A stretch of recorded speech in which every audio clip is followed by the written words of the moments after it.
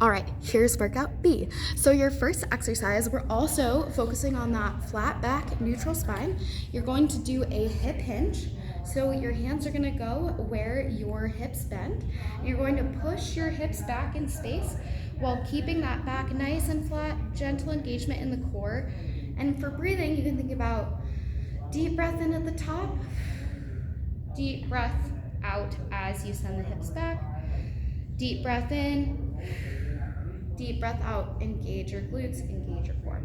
So that is your hip hinge. You're gonna go for 10 reps here. Take a rest and do another set. If that gets easy, you can add a pair of weights, or if you have some cans or some water bottles at home, that will work too. And you're going to push those weights into your legs and do that same hip hinge pattern. But now when you stand up, you have a little bit more weight to pull in at the top. This is called a Romanian deadlift. The next exercise is going to be bent over row. You're going to find that same hinge, that same back. Find a stretch, a squeeze in your glutes. You're gonna drive through the elbows to bring your weights up towards your hips and release. You're going to go 10 times here. This one is meant to strengthen the low back, which does get a little bit tense when carrying a baby. So if your low back is already screaming at you, just take this one easy. Start with 5 reps, do 2 sets. And then feel free in between to take a stretch of the glutes. So from standing, that might look something like holding the wall, crossing one foot in front of the other and sending your hips back. And then on the floor, that's going to look something like crossing the legs over and sitting forward like so. And if your legs are just right here and you feel the stretch, that's fine. Meet yourself where you're at. The next exercise after your bent over row is going to be a split squat. So if you feel stable, you don't need a wall. Otherwise, I recommend putting your hand against a wall. One foot is going to be forward, the other foot is going to be back and on your toe. You're going to try to bring that back knee all the way to the ground, but if that's uncomfortable, just bend as low as you can and come back up.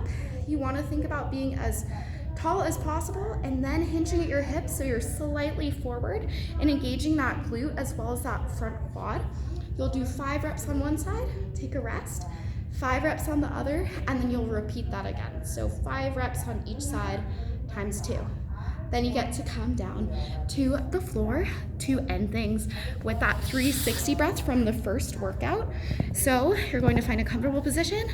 And again, if you're in trimester 2 or 3 and being on your back's a bit dicey, feel free to do this from sitting instead, placing your hands on your sternum, filling up the lungs, the stomach in all directions, and letting it go from laying down.